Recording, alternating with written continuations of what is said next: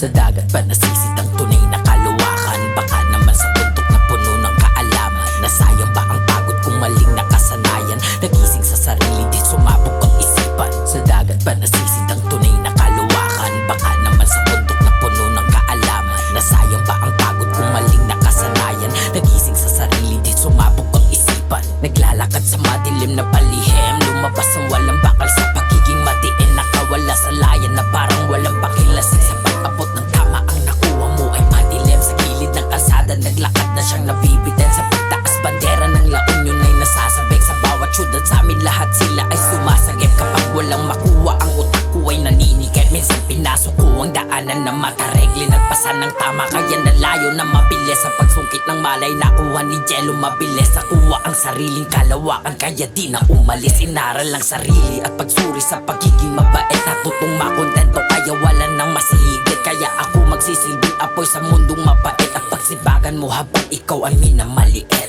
Sa dagat ba nasisid ang tunay na kaluwakan? Baka naman sa bundok na puno ng kaalaman. Nasayang ba ang pagod kung maling nakasanayan? Nagising sa sarili di sumabog ang isipan. Sa dagat ba nasisid ang tunay na kaluwakan? Baka naman sa bundok na puno ng kaalaman. Nasayang ba ang pagod kung maling nakasanayan? Nagising sa sarili di sumabog ang isipan. Iba-ibang enerhiya mula sa pagkatao. Nagmula pa sa bundok ng paiba-ibang milagro. Pagpunta sa aming silid lahat kayo ay imbitado. Mga gusto mong malaman pero dito ay sagrado. Tumatakas na ang buhay, pinipinta kong makulay. Yung mata ko ay mapungay na para balantang gulay. Sinusulat ng may husay at may halong pagdinilay. Pagbagsak ng mga letra kung mapino pa sa himay. At ako ay nabubuhay sa simple na pamumuhay. Madilim man sa paligid pero dun naging makulay. Sa paglakad matuwid diretso lang kahit may pilay. At ang kataga na to ang siyang magsisilbing huhukay. Sa pagkakulong uto tila na bago ang mundo. Mikropono puro dura ang alay sa sarili ko. Magmamarka sa pagtuldok at pagbuga ng liriko. Di mabura gamit kamay nakatatak kong titulo.